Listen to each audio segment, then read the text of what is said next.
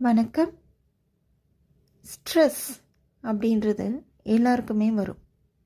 ஆனால் அதை நம்ம எப்படி ஹேண்டில் பண்ணுறோம் அப்படின்றது ரொம்ப முக்கியம்.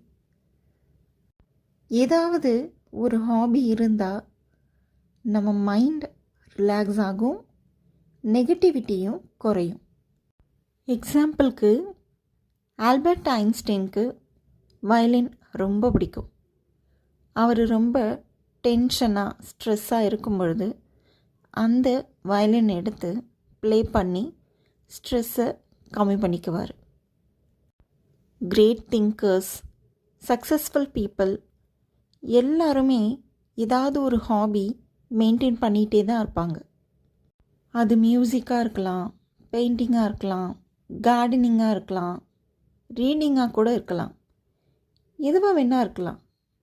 உங்களுடைய டென்ஷன் குறையுது அப்படின்னும் பொழுது உங்களுடைய ஹாபீஸ் எதையாவது நீங்கள் ட்ரை பண்ணுங்கள்.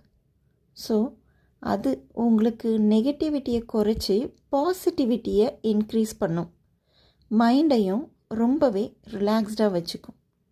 உங்களுக்கு அடுத்து என்ன ஸ்டெப் எடுக்கணும் லைஃப்பில் அப்படின்றதுக்கான ஒரு கிளாரிட்டியும் கிடைக்கும்.